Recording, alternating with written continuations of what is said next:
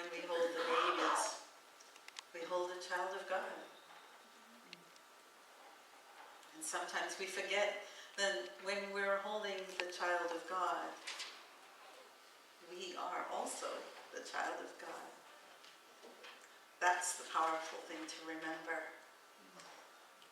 So, today we're talking about peace.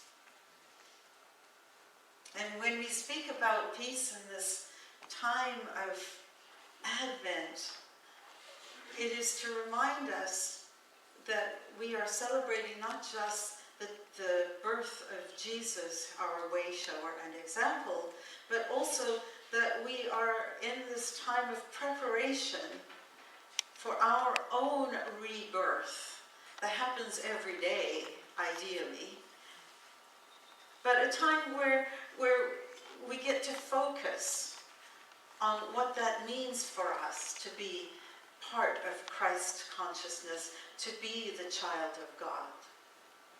And one of the gifts that we get naturally when we live from this place of high consciousness is the ability to be a peace-filled presence in the face of anything that goes on outside of us, because we have that calm within us. A few weeks ago, we started the series on the gifts of imperfection with Brene Brown. And I mentioned how interesting it was that even though we're now in the Christmas season, we didn't officially end this series on the gifts of imperfection. And it was very interesting to discover that in the work that Brene Brown did, in which she looked at people who are wholehearted, who live lives that she considers wholehearted, that they consider wholehearted, there were 10 guideposts, 10 themes that she found that were common.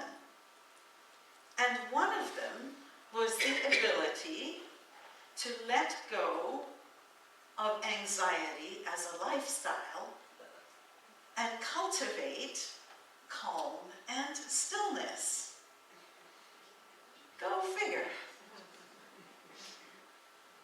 There is wisdom that stretches beyond the ages about the wisdom and the advisement, if you will, of knowing how to let go of anxiety and be in a place where we can live in calm and stillness.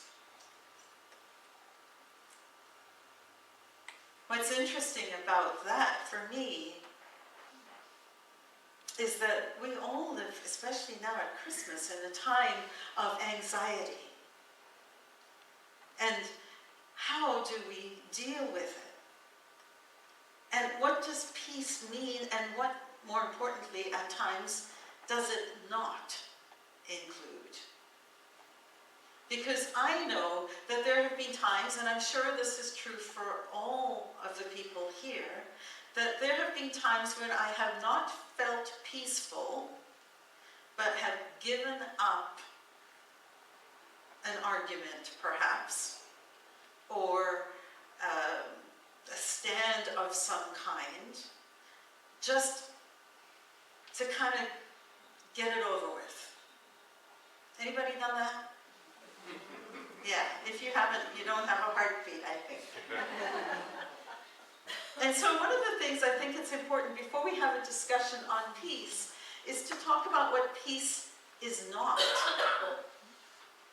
And in short, it is a very different energy to be peaceful than it is to be passive.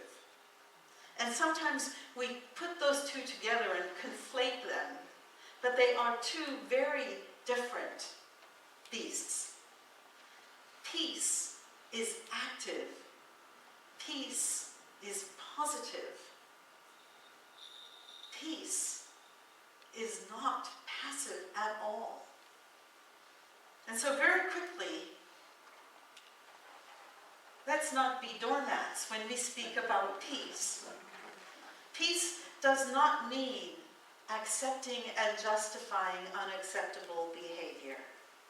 It does not mean that you need to assume responsibility for somebody else's miserable mood. I've already lost. Peace does not mean blaming yourself for everything. It does not mean accepting somebody else's blame towards you. It does not mean that you need to continually apologize for the peace of the moment.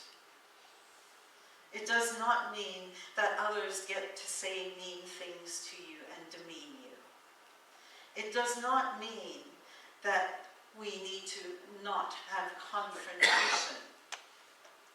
I see myself in all of these. It does not mean negating your feelings so that other people get to have theirs more importantly than yours. And it does not mean that unless everybody else is happy, you aren't happy. It does not mean that you need to feel invisible.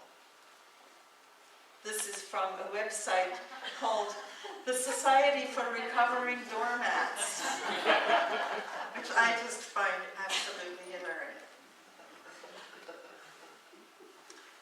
And yet, how many of us have done this thinking that we're speaking and doing peace because we don't really feel comfortable with confrontation or with speaking up?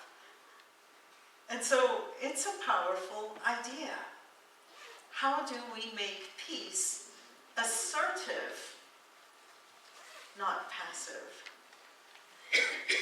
Well, Martin Luther King said this: true peace is not merely the absence of tension, it is the presence of justice. And think of the people that we celebrate as peacemakers today. Jesus of Nazareth, Martin Luther King, Mahatma Gandhi, Nelson Mandela, and probably hundreds more. They're change makers. These people who are peaceful, at least towards the end of their lives, may not even have started that way, but discovered that that didn't work. And yet they didn't give up this need for change, this burning desire to make things right.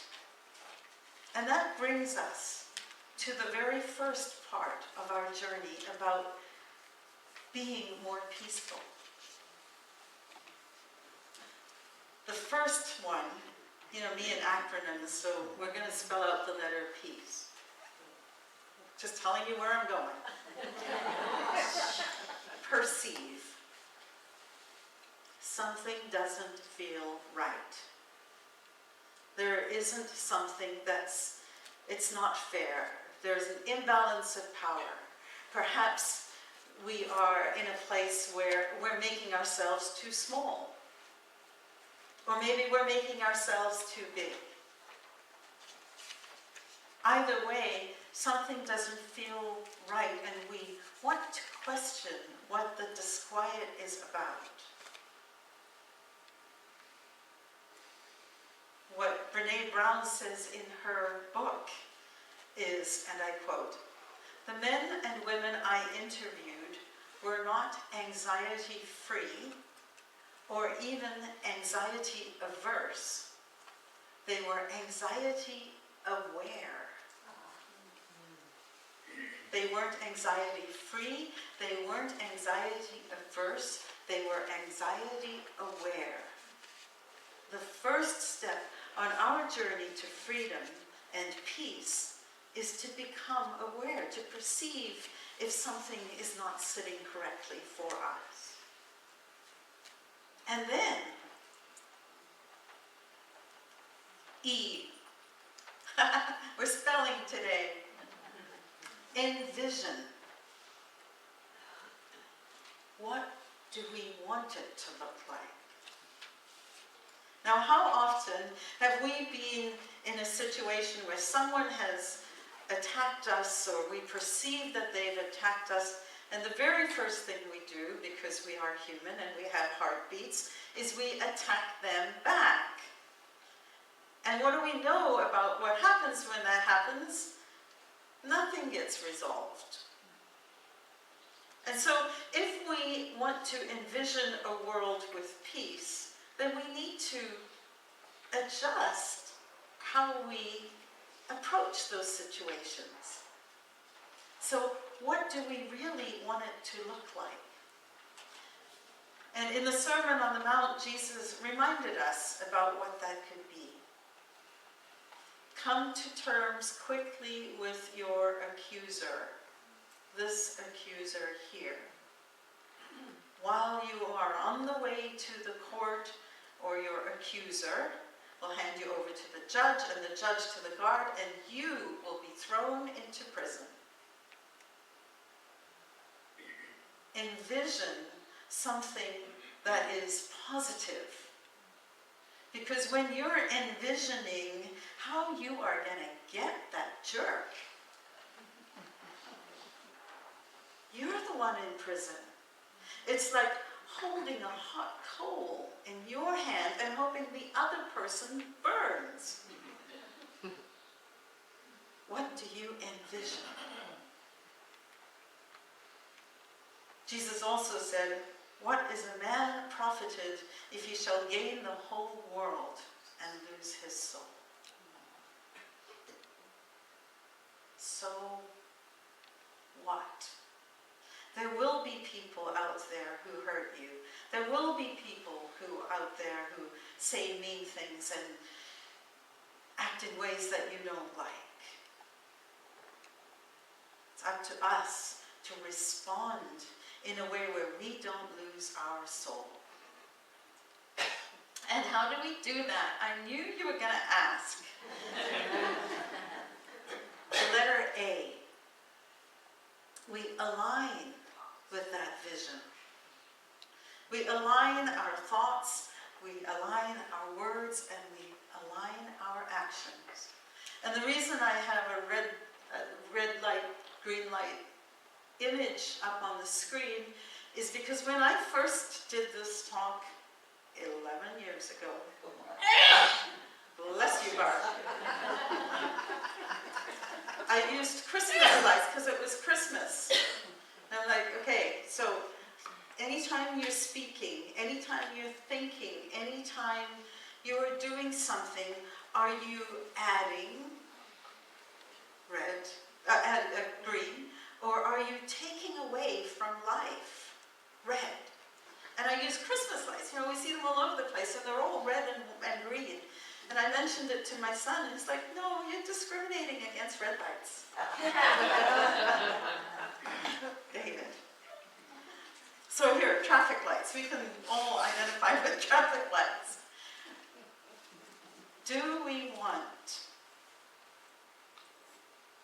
to add more joy and love and peace and acceptance to the world? And if so, are we doing that with our thoughts, our words, and how we behave? And if the answer is no, then that's where we can go back to the perception and change our vision and try to figure out what it is that's stopping us from doing so.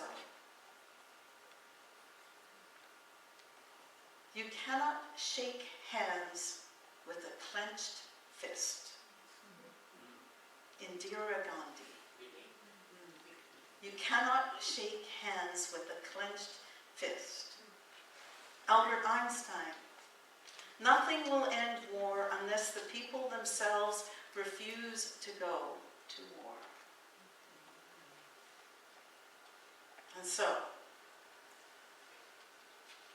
we align, just mentally checking in with ourselves. Are we red? Are we neutral? Are we green? Which one do we want? My favorite color is green. Just saying. And then we Because in order to get to the point where we're saying those words that are calm and peaceful, and we're responding instead of being triggered and reacting, we need to know how to be calm. And we need to know how to get ourselves calm. Sometimes that's not that easy. Brené Brown defines calm in this way: creating perspective and mindfulness while creating perspective and mindfulness while managing emotional reactivity. When I think about calm people, I think about people who can bring perspective to complicated situations and feel their feelings without reacting to heightened emotions like fear and anger. She then differentiates between calm and stillness. Stillness is not about focusing on nothingness. It's about creating a clearing. So when I say the word calm, and people might be thinking in terms of going into meditation, and that's cool. And for some people, the very idea of meditation produces anxiety because they can't meditate. They're like, oh no, there's too many things going on in my head, I don't want to do it, and I have to sit like the Buddha, and it hurts. And so we need to step away from those expectations and recognize that what we're talking about when we're speaking about calm or we're speaking about stillness is the idea of being in a place where you can restore yourself. One of the easiest things to do is to breathe. To breathe really deeply.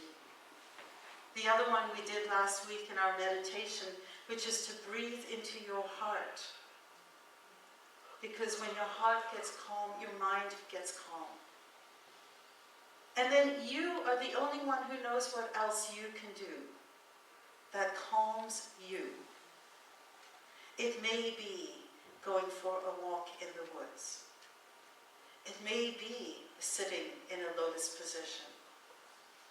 It may be writing and journaling, getting everything out so that you can get to a place of poise.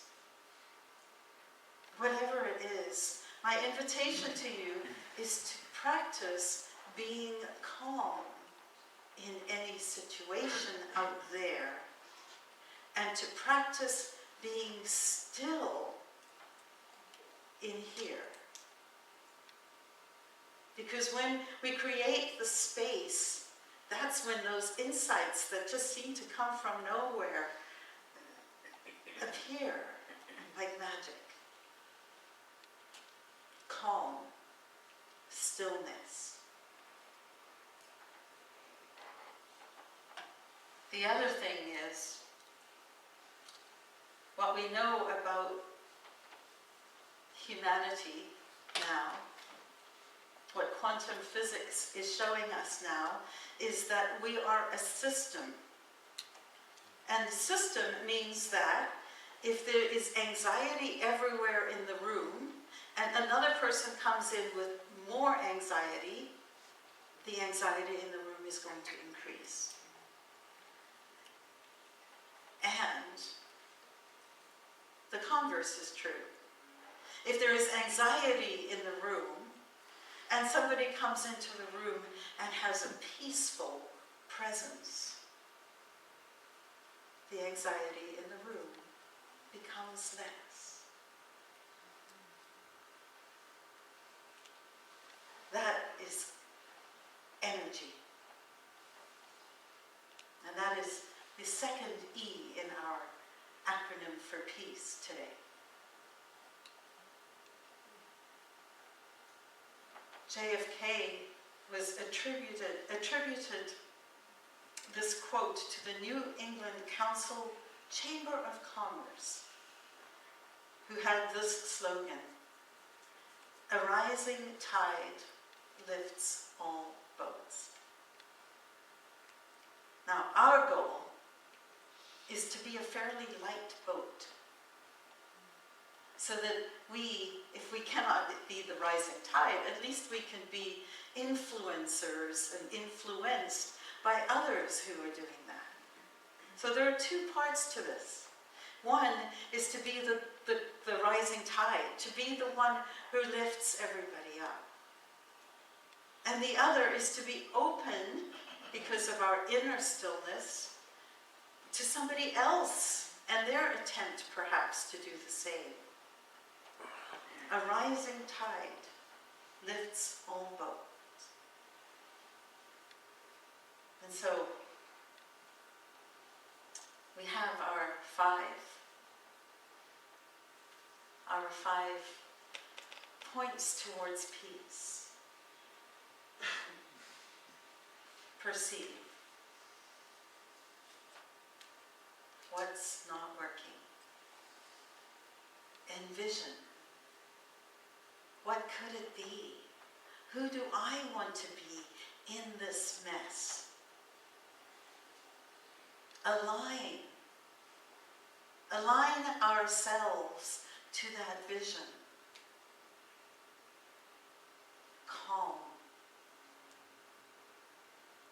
Calm within, calm without, raises and changes the energy everywhere.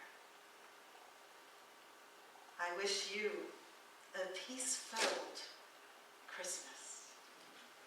I wish you a peace-filled life.